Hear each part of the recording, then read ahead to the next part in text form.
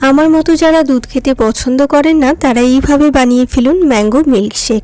প্রথমে 7-8টা আমন্ড 3 ঘন্টা জলে ভিজিয়ে রেখে খোসা ছাড়িয়ে দিয়ে দিলাম মিক্সিং কন্টেনারের মধ্যে। সেই সঙ্গেই দিয়ে দিলাম 7-8টা কাজু। একটা মিডিয়াম সাইজের আম ভালো করে খোসা ছাড়িয়ে ছোট ছোট টুকরো করে কেটে রেখেছিলাম, তার অর্ধেকটা এখানে অ্যাড করে দিলাম। সেই সঙ্গেই দিয়ে দিলাম 1 টেবিল চামচ পরিমাণ চিনি, 1 টেবিল চামচ পরিমাণ মিল্ক পাউডার আর 2টো ছোটো এলাচ দিয়ে দিলাম খুব সুন্দর একটা অ্যারোমা হবার জন্য। আর ফ্রিজের একদম চিল ওয়াটার দিয়ে আমি সব কিছু খুব সুন্দর করে ব্লেন্ড করে নিলাম। রেডি হয়ে গেল ম্যাঙ্গো মিল্কশেক। এবার আমি সার্ভ করে দিচ্ছি। একটা কাঁচের গ্লাসের মধ্যে ম্যাঙ্গো মিল্কশেকটা ঢেলে নিলাম পুরোটাই। এবার ওপর থেকে কয়েক টুকরো আম কুচি ছড়িয়ে সার্ভ করে দিলাম।